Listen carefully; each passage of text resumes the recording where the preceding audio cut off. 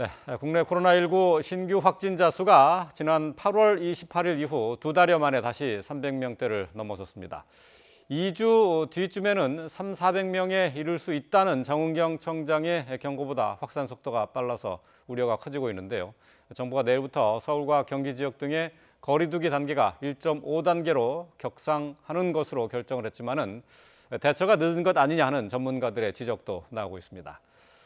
이런 가운데 화이자와 모더나의 백신 개발 소식이 전해지면서 우리나라의 백신 확보 상황에 관심이 커지고 있는데요. 자세한 코로나19 상황 전문가와 함께 짚어보도록 합니다.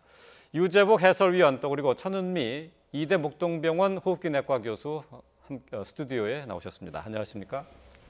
네. 자, 신규 확진자 300명을 넘어섰는데 갑자기 300명대로 뛰어서 좀 놀라신 분들이 많을 것 같은데 국내 발생도 많지만은 해외 유입 환자들도 많이 늘었어요. 그러니까 해외 유입 환자들은 이제 그 외국에서 들어오는 사람이 늘어났기 때문에 영향으로 보이는데 네. 13개 나라에서 확진 환자가 나왔더라고요. 미국이 23명이고 러시아가 17명, 멕시코가 11명 이렇게 돼 있고 네. 다른 나라들도 뭐 계속 나오고 있는데 이거 국가 간 이동이 조금씩 늘어나는 추세이기 때문에 해외 유입 환자는 뭐 늘어날 가능성이 있다고 봅니다. 그리고 또 하나는 지금 그 313명이라는 숫자는 그 사회적 거리두기 개편안에 따르면 2단계에 해당하는 겁니다. 예. 2단계라는 것은 1.5단계를 기준으로 해서 2배 이상 증가할 때, 물론 일주일 통계지만, 예. 그다음에 2개 이상의 권역에서 1.5단계가 일주일 이상 유지될 때, 또는 하루 확진 환자가 300명 이상일 때, 이 세 가지 예. 조건 가운데 하나만 충족하면 2단계로 올리게 돼 있습니다. 예, 지금 저 화면을 통해서 일일 변동 내역을 조금 보여드렸는데요. 올해 2월 초에 피크를 한번 이뤘었고요. 그리고 난 뒤에 이제 8월 28일에 323명까지 올라섰었는데 그 이후로 지금 최대가 되고 있습니다. 이 3차 대유행을 목전에 두고 있다 이렇게 볼 수도 있을까요? 저는 그 313명이 나왔지만 앞으로 더 늘 거라고 봅니다. 네. 이제 그것은 지금 우리가 이 코로나19 사태를 10달로 겪으면서 대체적인 게 경향이라는 게 있는데요. 네. 그러니까 사회적 거리두기의 단계를 조절하거나 방역 당국에서 어떤 그 조치가 나왔을 때 강화 또는 완화된 조치가 나왔을 때 대개 일주일에서 2주 사이부터 영향이 시작되고 4에서 6주쯤 되면 그때부터 이제 본격적인 영향권에 들어서게 되는 거거든요. 10월 12일 그러니까 지난달 12일에 1단계로 완화했기 때문에 지금 1단계 완화의 영향이 본격적으로 나타나고 있다 이렇게 보는 겁니다. 네. 그런데 그 사이에 방역 당국에서는 특별한 조치의 변화가 없었고 이제 19일부터 일부 지역만 1.5단계를 적용한다는 것이거든요. 그러면 1.5단계 적용의 효과는 앞으로도 열흘 정도는 있어야 나타나기 시작한다 이렇게 보이는 것이죠. 그러면 네. 앞으로 열흘간은 계속해서 1단계 완화의 본격적인 영향권 안에서 움직이게 됩니다. 그렇기 때문에 지금부터 환자 수는 더욱더 늘어날 가능성이 있다 이렇게 보는 것이죠. 네. 자, 천 교수님, 앞서서 이제 정은경 본부장이 얘기를 하기를 뭐 2주 또는 뭐 4주 뒤에 400명까지 환자가 늘어날 수 있다라고 얘기를 했었는데 지금 추세라면은 다음 주도 장담할 수 없는 상황인 것 같아요.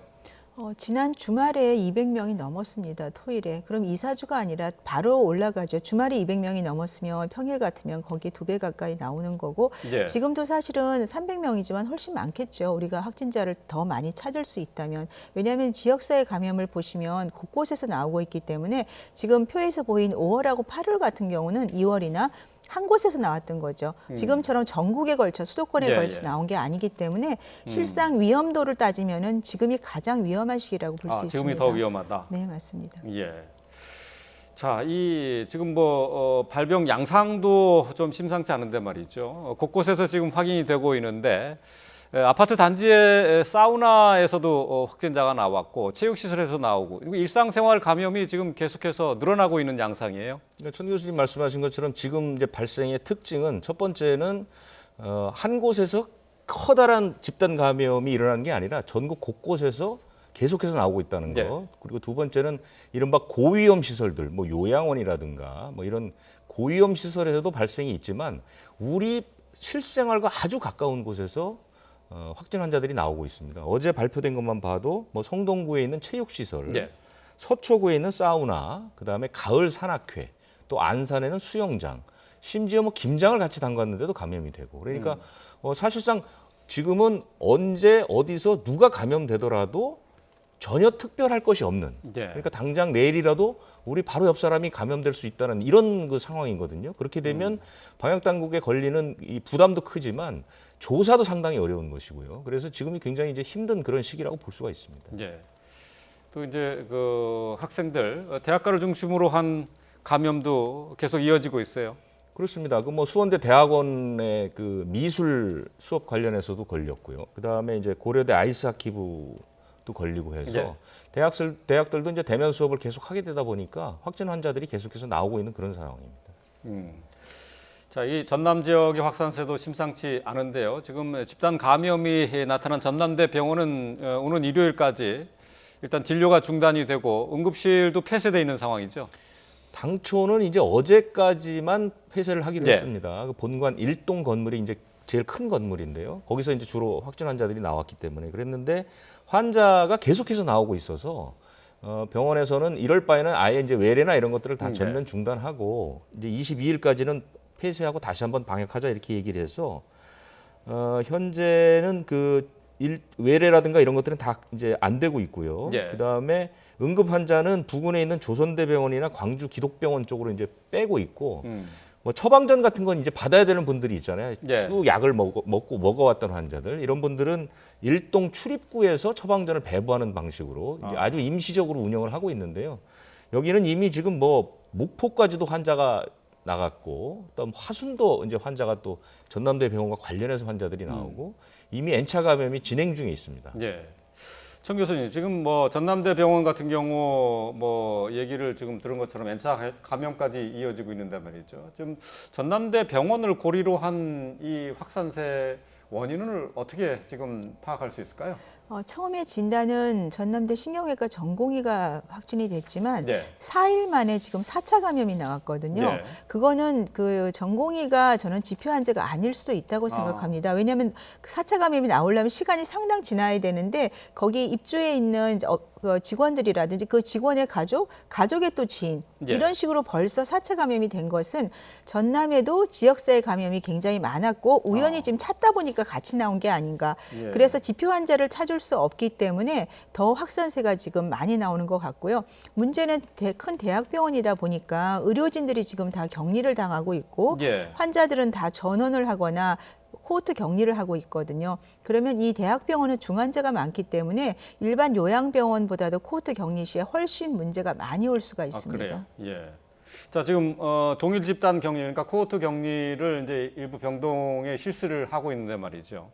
이 코호트 격리에 대해서 이게 사실 이게 전염을 차단하는 게 아니라 오히려 확산시킬 수 있는 위험이 있다. 이런 지적은 계속되고 있죠. 네, 그렇습니다. 코호트 격리란 게 이제 외부로의 그 차단을 막기 위해서 하는 건데 문제는 그 안에 있는 의료진들이나 예. 환자들, 특히 환자들은 중증 환자가 많거든요. 예. 그런 분들이 코로나19에 감염이 되게 되면 굉장히 중증으로 갈 수 있고 아무리 그 안에서 우리가 관리를 열심히 하더라도 감염의 소지는 분명히 있기 때문에 최대한 전원을 하고 어느 정도 치료가 되신 분은 집으로 퇴원을 시키고 이렇게 조금 더 환자들을 분산시키는 게 필요할 것 같습니다. 예.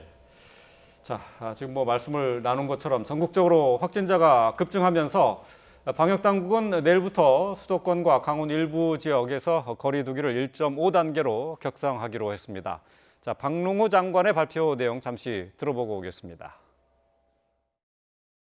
이번 1.5단계 상향 조정의 목표는 수도권과 강원도의 지역사회 유행을 차단하고 현재의 추세를 반전시키는 것입니다. 또한 2주 뒤로 예정된 수능에 대비하여 학생들을 위한 안전한 시험 환경을 만들기 위한 목적도 함께 가지고 있습니다. 유행 상황의 변동에 따라 1.5단계가 연장되거나 2단계로의 격상도 검토하게 될 것입니다. 예, 확진자가 급증하면서 거리두기 단계를 1.5단계로 격상하는 지역이 늘고 있습니다. 지금 내일부터로 예정돼 있는 게 이제 서울, 경기 그리고 강원도 철원으로 돼 있죠. 그러니까 기초자치단체는 이미 이제 그 1.5단계로 격상한 곳이 꽤 있고요. 예. 이제 광역단체 위주로 본다면 서울과 경기가 내일부터 되고요. 예. 광주가 내일부터입니다.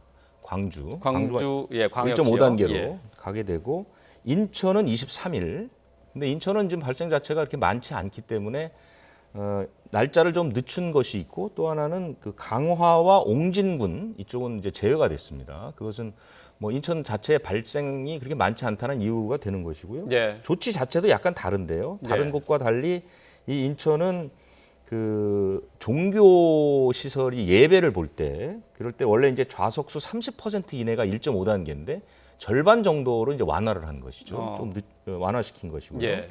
그다음에 조치 내용이 조금씩 다르네요. 예. 그 실내 활동이라든가 집회 시위 이럴 때 이제 마스크 의무화 같은 것들이 들어가 있고 그다음에 이제 유흥 시설은 원래 이제 춤추기나 좌석 이동이 금지되는 게 1.5단계인데요. 8제곱미터에 한 명으로 인원 제한하는 것으로 약간 완화했습니다. 예. 그런 그 완화된 것이 있는 것이고요. 이제 관심 있는 거는 강원도인데요.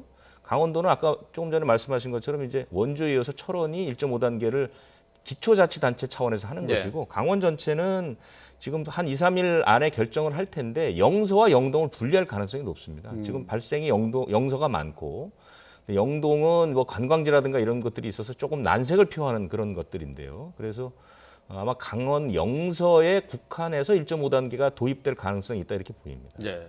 지금 현재 1.5단계로 내일부터 격상되는 곳이 철원과 또 서울 이제 경기도 그다음에 인천은 이제 다음 주 월요일부터인데요. 네. 지금 이 지역 같은 경우는 모두 거리두기 격상의 기준은 넘어선 상태죠. 그렇습니다. 그 지난 일주일을 보게 되면 수도권이 111.3명입니다. 그렇기 때문에 100명을 넘겼고요. 강원도는 15.3명. 예. 그러니까 강원도와 제주도는 10명이 기준이거든요. 그리고 이제 광주는 다만 예. 30명입니다. 예. 7개 권역 가운데. 지금 이제 화면을 통해서 네. 나오는데 호남권 같은 경우는 이제 30명이 기준인데 지금 현재 16.6명.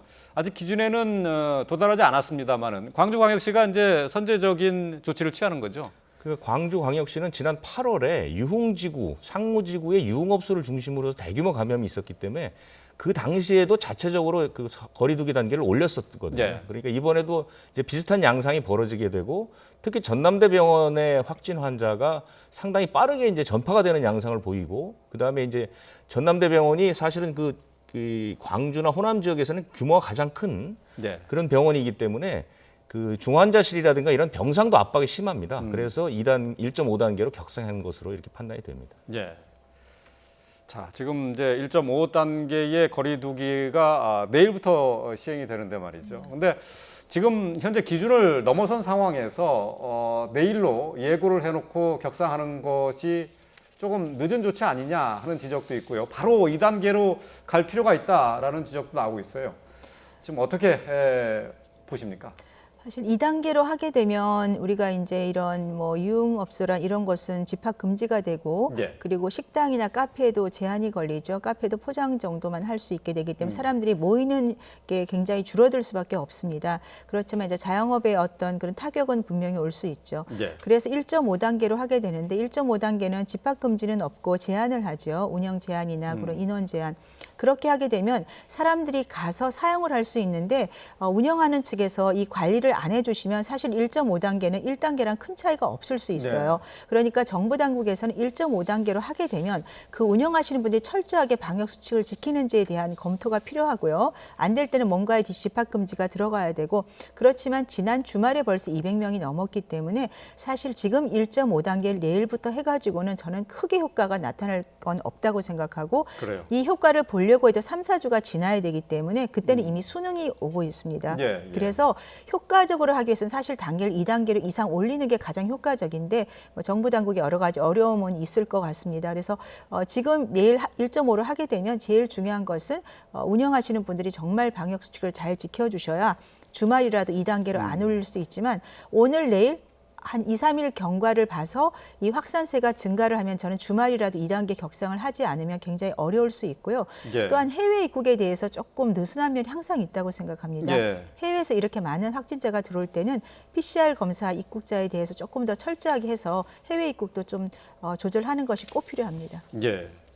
자, 지금 당장은 어쨌든 1.5단계로 올리지만은 뭐 2단계로 갈 만한 상황이긴 하지만은 1.5단계로 일단 거리 두기 단계를 격상시킨 상태에서는 어쨌든 방역 수칙 준수 이행 여부를 철저히 점검하는 네, 게 맞습니다. 제일 중요하다 그런 네, 말씀이신 거죠.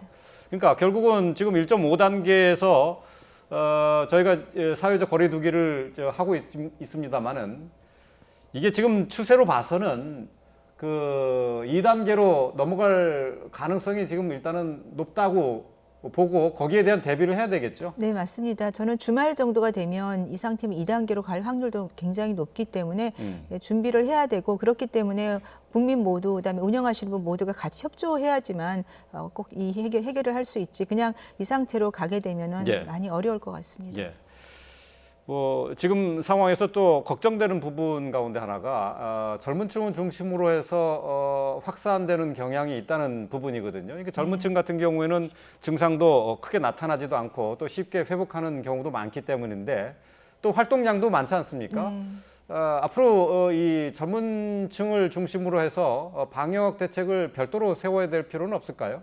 그러니까 젊은 층들이 확산을 많이 하는 이유는 지금처럼 다중 이용 시설을 많이 이용하기 때문이죠. 예. 사회생활을 하면서 뭐 식당이나 운동센터, 카페 이런 모임을 많이 갖기 때문에 그런 곳을 가지 않게 제한하는 게 가장 중요하죠. 젊은 층들은 증상이 없이 감염이 됐다가 결국은 가족끼리 감염을 시키죠. 그 가족 간 감염이 결국은 노약자나 취약계층을 감염을 시키고 그것이 결국 병원이나 이런 곳까지 전파가 되기 때문에 지금 유럽이나 미국을 보셔도 확산세는 주로 젊은 층에서 감염이 되고 있고요. 예. 국내에도 이렇게 확산세가 늘어난 것은 1단계 완화 후에 사회생활이 늘어나면서 증가된 것으로 생각합니다. 예.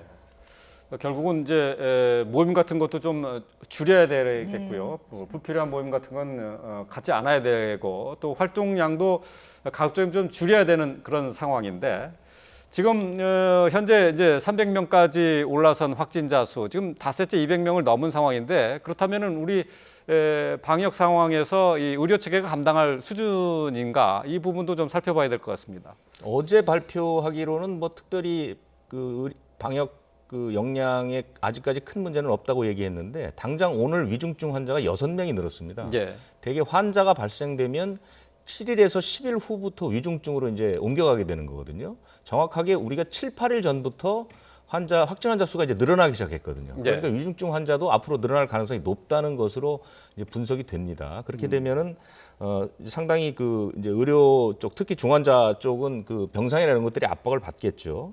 그 사회적 거리두기의 격상의 이제 기본 지표는 확진 환자 수지만 보조 지표 가운데 그 60대 이상 확진자 수가 있습니다. 예. 이걸 보면 수도권은 40명 이상일 때 이제 격상하게 돼 있는데 지금까지 39.7명입니다. 그러니까 거의 격상 기준을 다달았다 이렇게 볼 수 있는 거고요. 현재 서울 수도권은 중증 환자 병상이 55개 정도만 남아 있는데요. 아마 일주일 전부터 이제 환자가 늘어나서 위중증 환자가 빠른 속도로 늘게 되면 곧 압박을 받을 가능성이 있고요. 강원도는 격상 기준이 4명인데 4.6명. 이미 중환자 60대 이상 환자 비율은 이제 벌써 이제 격상 기준을 넘었다는 얘기가 되고요. 중증 환자 병상은 고작 1개 남았습니다. 그렇기 때문에 이제 곧 이 그 중환자 그러니까 병상의 압박도 받을 가능성이 굉장히 높습니다. 이 대책도 지금부터는 조금 급하게 세울 필요가 있습니다. 예. 뭐 지금 현재 상황에서는 환자가 계속해서 급속도로 늘어나고 있는데요. 이 상황 속에서는 백신 개발 소식만큼 더 반가운 소식이 없을 것 같습니다. 자, 화이자와 모더나의 백신 개발 소식이 전해지면서 코로나 종식에 대한 기대감도 같이 높아지고 있는데요. 하지만 방역 당국은 임상 결과일 뿐이고 방역 수칙을 현재로서는 지켜야 한다라고 당부하고 있습니다. 권준욱 부본부장의 얘기 들어보고 오겠습니다. 백신 개발 소식에서 미래를 보실 수 있을 것입니다. 그렇지만 아직은 우리 손에 쥐어준 백신이 있는 것은 아니고 임상 연구 결과만 나왔습니다. 이것으로 당장 세상은 변하는 것은 하나도 없습니다. 백신과 치료제는 우리의 생활 방역을 보완하는 것이지 지금 당장 대체하는 것은 아닙니다. 코로나 대응의 하산길에 방심함으로써 부상을 입지 않도록 끝까지 한 걸음 한 걸음 신중히 함께 해 주시기 바랍니다. 네. 백신 개발과 관련해서 지금 현재로는 임상 결과일 뿐이고 세상이 바뀌는 것은 없다라고 이렇게 얘기를 했는데 말이죠. 결국 너무 큰 기대는 하지 말아야 한다 하는 얘기입니다만은 그래도 지금 이 백신이 어떻게 확보가 되고 있느냐 여기에 대해서 궁금한 분들이 많이 있어요. 지금 우리 네. 어떻게 하고 있는 겁니까? 그 화이자와 모더나가 이제 백신의 안정성이 상당히 높다라는 물론 중간 조사 결과지만 발표를 하면서 우리도 백신을 어떤 식으로 이제 확보하고 있느냐. 왜냐하면 우리의 백신 개발 속도는 좀 상당히 늦은 상태거든요. 그랬는데 알고 보니 화이자하고 모더나는 우리가 확보한 물량이 하나도 없더라. 이렇게 이제 밝혀진 거죠. 그래서 이제 불안을 얘기하는 목소리가 많았는데 어제 이제 이 부분에 대한 설명은 현재 5개 제품과 구매 협상을 벌이고 있다. 이렇게 이제 얘기를 하고 있죠. 우리의 백신 확보는 전체 인구의 60%인 3천만 명분을 확보하는 게 1차 목표입니다.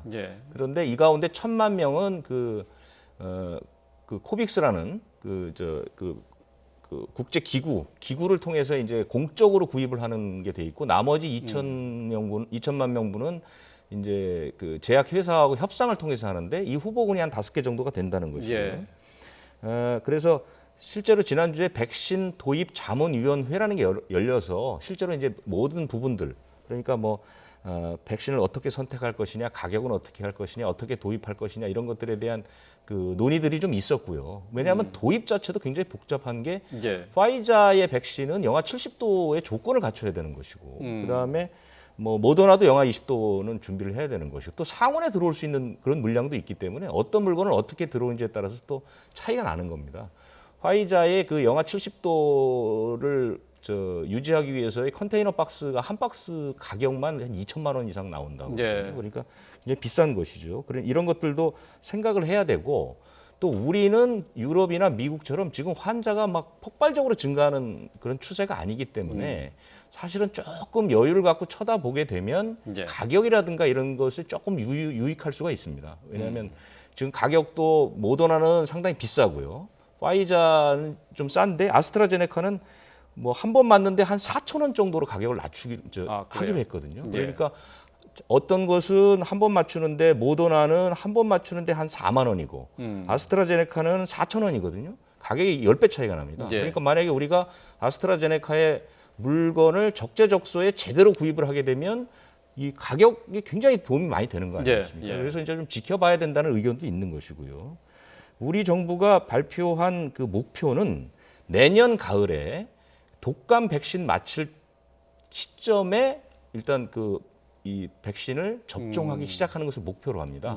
그래서 독감과 시기를 맞춰서 맞추게 되면은 이제 물론 우선 맞출 분부터 맞추게 되는 것이고요. 누구나 맞게 되는 단계는 한 2024년 정도를 좀 생각을 하고 있습니다. 그렇군요. 우리 정부는 약간 좀 여유가 있게 지금 접근하고 있는 것 같은데 말이죠. 그러니까 지금 현재는 모더나와 화이자가 개발 중인 백신은 지금 확보가 안 된 것이고 나머지 이제 제품 후보군에 대해서 일정 정도 확보가 돼 있는 건가요? 확보가 아직 100% 된 것은 아니고 그리고 모더나와 화이자는 협상을 하지 않는 것은 아닙니다. 협상을 하고 있습니다. 모든 제품을 이제 대상으로 해서 하고 있는데 일단 모더나하고 화이자는 이미 10몇 회 분이 선구매가 다 돼 있는 상태거든요. 그러니까 우리가 거기에 지금 막 들어가게 되면 사실은 이제 우선순위에서 밀릴 가능성이 있으니까 지금 보면 아스트라제네카는 뭐 당장 12월이면 조사 결과가 나올 것 같고 일부 이제 접종이 시작된다고 하니까 그렇게 늦은 것은 아니고요. 다른 뭐 노바백스나 이런 백신들도 그렇게 많이 늦지는 않거든요.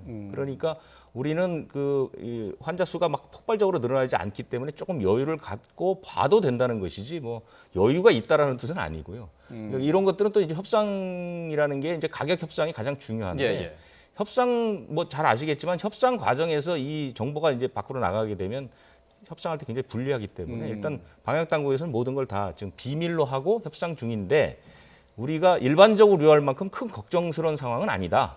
이렇게 설명을 하고 있습니다. 그렇군요. 그 가격 협상력을 생각을 해서 너무 자세하게 이 협상 과정을 공개하지는 않겠다 그런 얘기가 되겠네요. 하여간 뭐 크게 걱정할 상황은 아니다. 이게 이제 정부의 설명입니다. 그렇군요.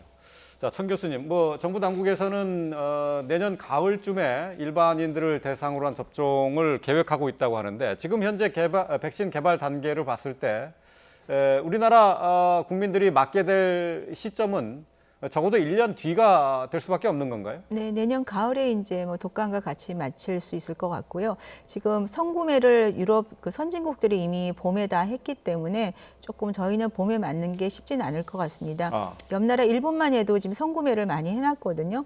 그래서 지금 여러 가지 백신 종류가 나올 거고 가격도 뭐 모더나랑 아스트라 같은 경우는 거의 10배 차이가 납니다. 그래서 예. 가격적인 면도 좀 고려를 해야 되지만 사실은 안정성이나 유효성이 훨씬 중요하거든요. 예, 예. 지금 이 모더나나 파이자 백신은 아직까지 개발되지 않은 형태의 메신저 RNA 백신이기 때문에 사실은 일반 독감 백신에 비해서 굉장히 예방률이 높은 것 같습니다. 그래서 지금 아스트라나 다른 뭐 중국에서 나오는 그런 벡터를 이용한 이런 여러 가지 종류의 백신이 있는데 그 백신들의 최종 임상 결과에서 어느 정도 예방률이 있느냐를 보게 되면 아마 어떤 백신이 더 유효한지 알 수 있을 거고 앞으로 나올 백신들이 이 모더나, 파이자, 메신저 RNA 백신만큼 유효성이 높고 안정성이 있다면 좋겠지만 만일 유효성이 독감 백신 정도로 한 40에 60% 떨어진다면 우리도 좀 적극적으로 모더나, 파이자 백신을 조금 구매를 해야 되지 않을까 합니다.